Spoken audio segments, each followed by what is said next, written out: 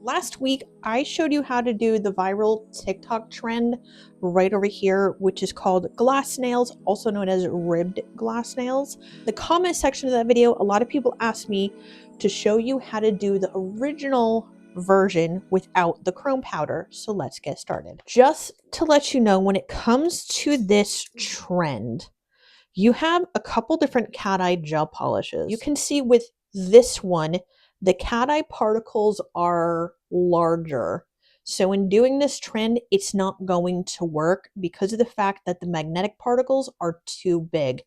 You want something that is like this one. You want to apply one coat of the gel polish, but you want to completely demagnetize this because you want that sheer transparent look with this trend. And when you see how easy this one is compared to the other one, you're going to be like, oh, why didn't I think of that? So to fully demagnetize this, to give it almost like a jelly transparent look, I'm just going to pop this underneath. You can see how all the magnetic particles disappear. And I'm going to pop this in the lamp for 60 seconds. So besides the cat eye polish from Ugly Duckling, for the lines, I'm going to be using the Emboss It gel from Ugly Duckling.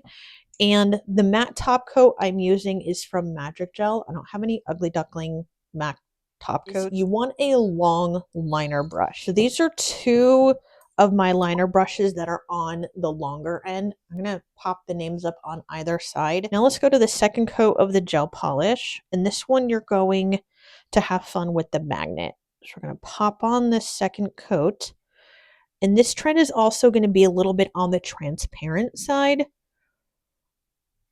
So if you're doing this over a cover pink, I would almost do this over something that's a little bit more on the sheer side. Bring my magnet in on both sides just to activate the cat eye.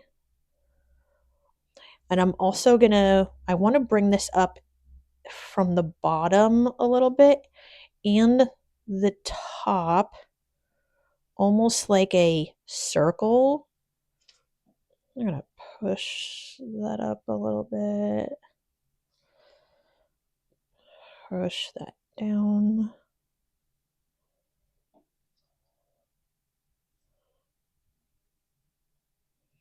So when you're done, you're almost going to get this circle reflection like this. We're going to go in with your matte top coat. And I know someone's going to ask, can it be a shiny top coat? You need this layer to be a matte top coat.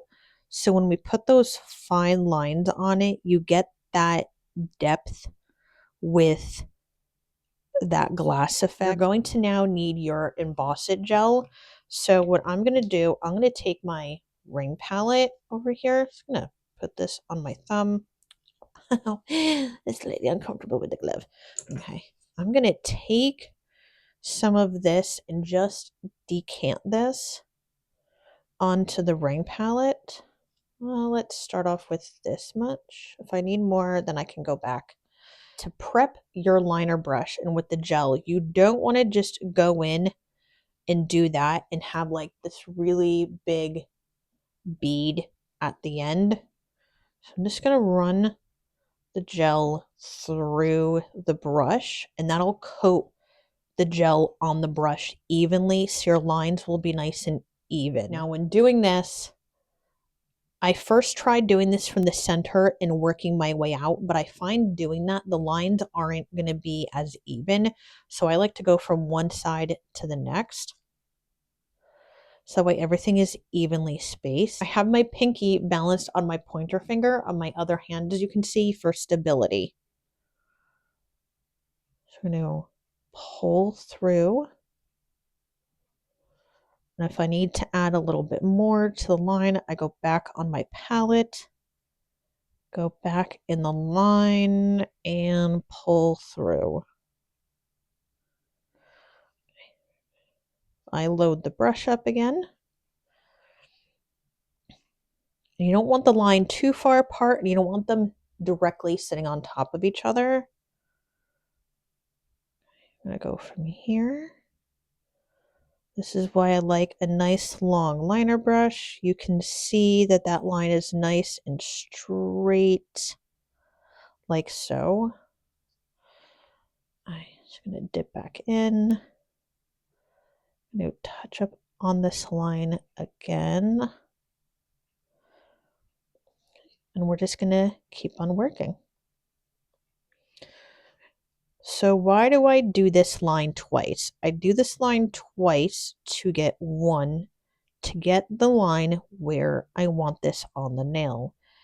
Even if I'm using like an art gel, I still do the same thing. I want to mark where that line is going to go.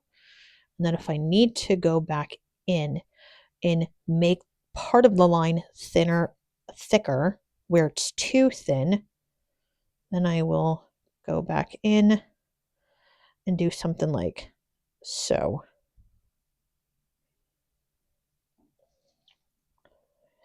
So you want that nice, like, even symmetry look going on. Okay. And let's continue on with the rest. Just play around with it when you're doing something like this, especially when you're doing lines on a nail like this. Sometimes if they're too far apart or too close, it doesn't look symmetric. Symmetric? You know what I'm trying to say.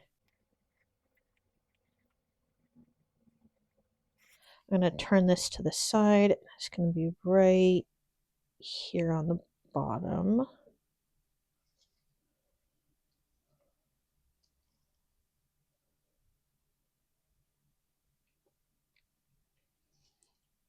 I think I need a little bit more going up this way from the line. Okay, before you put this in the lamp, just double check anything. And when you're doing something like this, the one thing I really like it with the Emboss It gel is it stays where you put it, so I don't have to go in and flash key or something. So as you've been seeing the whole entire time, I haven't once had to put this in the lamp for a flash cure. When you're done, this is what it's going to look like. If we bring back this is from the first video I did, and this is the second video. So if anyone has any questions, feel free to ask them in the comment section down below. Also, as usual, everything I used is always going to be listed in the description box below. Just as an FYI, anytime anyone likes, subscribes, or comments to my channel and engages with my content, it just helps pushes my videos out that much further in the world of YouTube. So nail family, I will see everyone soon in the next video. Bye!